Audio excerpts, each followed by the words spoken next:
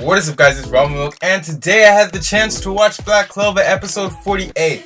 Now, before I actually start talking about anything, could we just appreciate the what's gonna happen in the next episode? I mean, if you watch the preview, the little snippet carefully, oh my days! The excitement in this whole small arc that we're getting towards the end of this season is just making my blood boil, and I'm just so excited. But nonetheless, let's talk about the episode as a whole before we get on to that. So, if you haven't watched Black Clover in general, you should really watch that. It does have a slow start, but eventually it starts to get good, so I would definitely recommend that.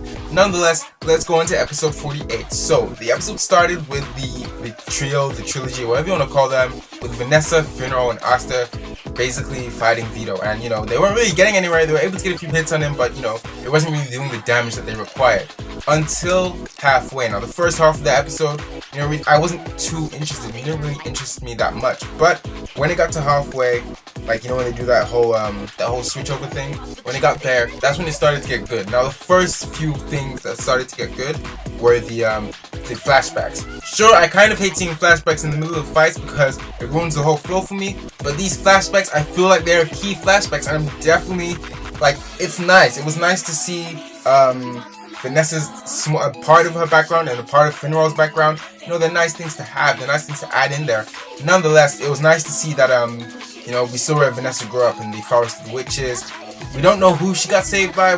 I tried to make out the silhouette, but, I just kind of watched the episode, didn't really have enough time. But yeah, she was saved by this mysterious person, I'm assuming, and from what I think would be Captain Yami, but I can't remember if the silhouette kind of looked like him, so I'm not too sure yet.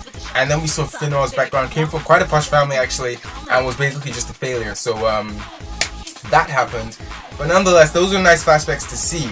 Now, I was thinking to myself, if you watch my last episode 47 review, I was hyped up for this episode. I was for it. I was all ready to go. But then it kind of disappointed me when, it didn't excite me that much. But that was just in the first half. Now, the episode didn't actually make me, on the edge of my seat until the end.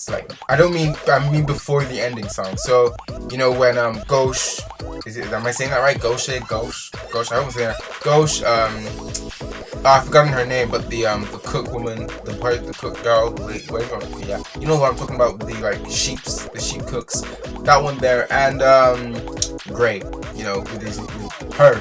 her new form, or her original form even. But they came in, and I was like, okay. I kind of just wanted to see this trilogy thing take it to the next level, and they kind of did when they passed their limits even more. They went a bit further, started going a lot faster and stuff. But yeah, that was nice to see. But Ghosh, the cook girl, and Gray came, and I was like, okay, so the whole squad gonna be here then. So they all came, and they had the whole battle going on there. So and I was like, okay, what do they hope to accomplish? Then Asta came in, and I was like, oh shoot! Did you see how deep his sword was? And let's not forget, it's an anti-magic sword, so we don't know how much damage it's gonna do. Obviously, with the way things are, Vito's probably still gonna be back on his feet within the next episode. But it's just nice. It's nice to see that they actually inflicted some damage to Vito. I mean, it took 6 of them, but they did it. In fact, it took 7 of them if we include Noel. But it did. They did it. They inflicted some damage to Vito. Not that it's gonna do that much to him, but it's nice to see.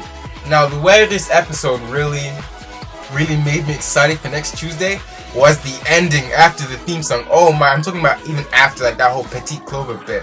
But yeah, that bit, you know what we're about to see next episode.